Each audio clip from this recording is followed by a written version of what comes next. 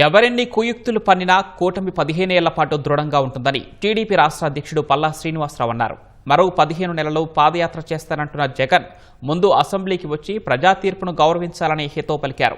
అసెంబ్లీకి రాకుండా జీతాలు తీసుకోవడం అనైతికమని, అలాంటి వారిని రీకాల్ చేయాల్సిన అవసరం ఉందని పల్లా అభిప్రాయపడ్డారు. మంత్రి లోకేష్ పుట్టినరోజు సందర్భంగా మంగళగిరిలోని టీడీపీ కార్యాలయంలో ప్రత్యేక పాటను ఆవిష్కరించారు.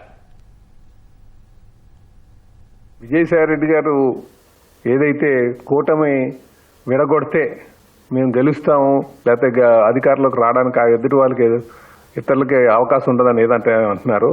ఈ కూటమి అన్నది ప్రజలు ఇచ్చినటువంటి తీర్పు, ప్రజలు ఏర్పాటు చేసినటువంటి బంధం. ఇది ఆషామాషగా ఏర్పడినటువంటి బంధం కాదు.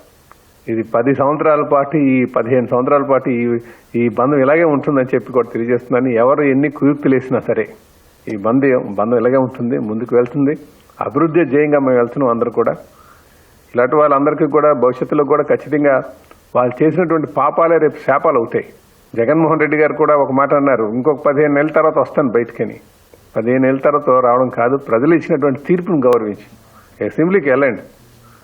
నాయకుడికి కావాల్సినటువంటి పరిణితి ఉండాలి. పరిణితి ఏంటంటే తీర్పును గౌరవించాలి ప్రజలకు.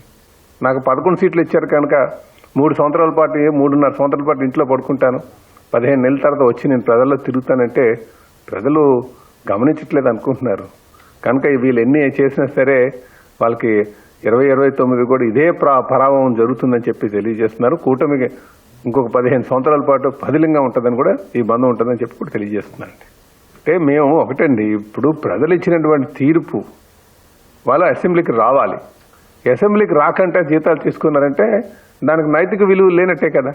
అలాంటి వాళ్ళకి ఖచ్చితంగా వాళ్ళని రీకాల్ చేయాల్సినటువంటి అవసరం ఉంది.